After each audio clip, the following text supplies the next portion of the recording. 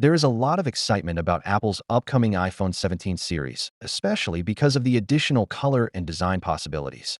One significant modification is the iPhone Plus's disappearance, which was replaced with the lighter and thinner iPhone 17 Air.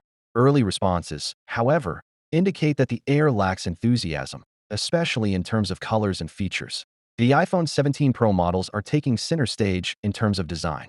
Along with a new gray and a distinctive liquid glass surface that responds to lighting and blends in with iOS 20's IXS redesigned visual style, they also add a vibrant orange hue, which is a dramatic change from last year's desert titanium. The Pro models now seem distinctive and high-end thanks to these modifications. Originally predicted for the Pro, the iPhone 17 Air was given a light blue hue instead, which regrettably did nothing to improve its attractiveness. With colors like purple, green, and steel gray, the base iPhone 17 models are more fun. The fresh and playful feel of the purple and green varieties has been particularly favorably welcomed.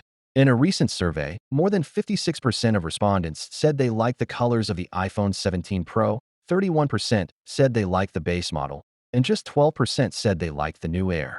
This shows the new model would not be very popular. Sales of the Air may be as poor as those of the abandoned Plus models due to its short battery and lack of noteworthy features.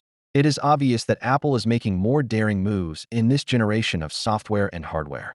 Apple is promoting visual innovation, especially with the Pro's new materials and iOS 20's IXS liquid glass UI that matches the hardware's look, whereas Samsung's next Galaxy S23 and Google's Pixel 10 are anticipated to prioritize performance above design.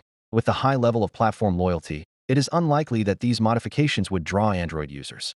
The iPhone 17 Pro's striking colors, cutting-edge design, and new software features, however, may make it the most aesthetically and functionally appealing Apple product in years for current iPhone customers, especially those thinking about upgrading. Finally, what are your thoughts about it? So without being said, let me know your thought in the comment below, and if you are new here, please subscribe. Peace out.